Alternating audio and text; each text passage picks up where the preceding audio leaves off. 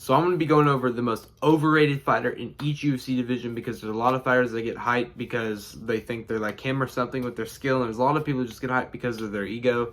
So I'm going to be going over all those overhyped fighters in this video. Make sure to like and subscribe. Starting with the flyweight division, we got Amir Albazi. There's not really a big overrated fighter, but yeah, it's going to be Amir Albazi because people just overrate him because he's like from Armenian and he's a good wrestler. Even though he's overrated, he showed he was an overrated wrestler in the Kai Kara-Karan's fight. He didn't do much. He's probably a better striker than he is a wrestler, but we could see improvement from him. He does have a fight against Brandon Moreno, but what I am saying is he's just overrated as in general, and he's not going to be champ most likely. He's not on Pantoja's level. He's not on Kai Kara-Karan's level most likely. He's not on Tara's level in my opinion, so my opinion, he's just overrated, and you can't just base him because he's from. And in bantamweight, we got possibly the most overrated fighter in the UFC. We have Sean O'Malley. This guy continues to get overhyped because he has pink hair and cool knockouts. This guy is in the hardest division in bantamweight, so he has a ton of very elite wrestlers, and Sean O'Malley lacks the wrestling department. And yeah, he got exposed as a wrestler like I said he would when he finally fought one. He's one of the few fighters that got Dana White privilege, so fans have been brainwashed that he's actually like good or something. He is good. He's a great striker. I'm not saying that. But yeah, people have been getting brainwashed that he's like good or something, as good as like Merab Alja and Peter Yan. He got exposed against Peter Yan, arguably a robbery in my opinion. In fact, Peter Yan did win. I was very surprised Shauna won. And yeah, they rushed Aljo into a 4-month run, even though he didn't want the fight when he wasn't ready. So they just demanded that Sean get the fight. That's really embarrassing. And then they gave him the easiest defense against Cheeto, who's literally a punchy bag. And then he finally, when the time's right, he fought a wrestler, Merab. And he did everything I said would happen, and he absolutely got dominated because he got outpaced and outpressured by a wrestler. And that worked, and I told you this happened. Sean O'Malley is very overrated, has no featherweight. We got Max Holloway.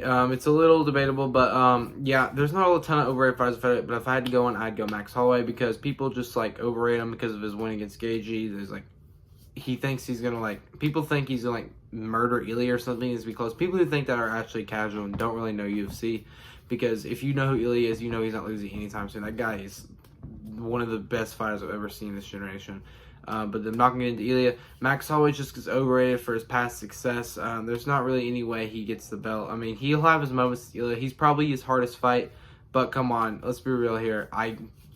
We can't see Max Holloway winning this. Ilya's just younger, sharper, and he's as good as boxers him. In fact, I think Ilya's a better boxer than him. I think it's just going to be back and forth, but Ilya's going to be landing the better shots, and he's just going to work on. He could even get a knockout, but I'm just saying Max Holloway gets overrated for weight. Yeah, we got to go Charles Oliveira here. People overrate him because he has white hair, and he's cool, I guess. I don't really know why. But yeah, they overrate him, thinking he could still become champ when he's not going to become champ. He's no chance of being Islam. It's not going to happen. Yeah, almost everyone had Charles Oliveira beating Arman Sarukian in the fight, and of course I had Arman because I actually know ball. Yeah, you just have to look at the matchup and put him into the octagon again, or what would happen, and Arman's definitely the better fighter. Charles Oliveira is probably the best Brazilian submission artist of all time, but that's about it. He's a decent striker, but has no defense and gets knocked out a lot. Knocked down, no defense. And something like that, he's just never going to become champ. He's also getting older. But he does have a fight against Michael Chandler, but there's just no way that he becomes champ again. People overhype him because of his ego and stuff. So yeah, they got welterweight. We got possibly the most overrated fighter in the UFC, in my opinion. We got Shavkat Rakhmonov. This guy gets overhyped because he's 18-0. He looks scary. He has aura. He has 100% finish rate. But let's put him in the octagon with Bilal. People say Shavkat by murder. Almost everyone. You guys don't know anything about UFC. This is an easy 50-45 for Bilal. Listen, Bilal is. Let's cut out the stuff where everyone hates Bilal for no reason. Let's cut that out. Let's look at him as a fighter real quick. Bilal is definitely a better boxer. He fights on the front foot. Shavkat fights on the back foot. So obviously Shavkat relies on head movement to defend his attacks. But this didn't work against Jeff Neal, who fights on the front foot. And someone like Jeff Neal was piecing Shavkat up, which is not a good look. Someone like Bilal would instantly drop Shavkat. He would just constantly be annoying him on the feet and just, bullying him on the feet and getting outboxed significantly, because Shavkat's going to obviously want to go there and bang with him, but it's not going to work because Bilal fights on the front foot and it's going to be a pressured boxer in his face. Then he's going to pick him up and body slam because Shavkat is lean and is easy to take down if you really want to. He's not easy, but someone like Bilal would not have too much trouble taking him down. And really, Shavkat's only threat is a submission artist. He's an overrated wrestler who isn't going to have much to offer. Bilal's bigger, he weighs more, he's more experienced. He's just not going to do any much. The only thing he's got is a submission artist. Bilal's got better cardio, he's got better pace. He's just going to outwork him like he's done everyone else and proved everyone wrong, even me. And y'all, I just give you a reason. Shavkat has almost no chances. Bilal, y'all got to feel that people just get overrated because he's undefeated and everything. This guy's hype train ends when he fights below. The middleweight division, not too much of a surprise, but we have Sean Strickland. He's the most overrated fighter middleweight. I think this guy just gets overrated. He gets overhyped because of his ego. Everyone loves Sean, and because he beat Izzy. Yeah, I'm not gonna say anything about the Izzy fight. That was like literally over a year ago, though. He's very overrated. He's never gonna touch the belt again, most likely. People cried that he beat DDP.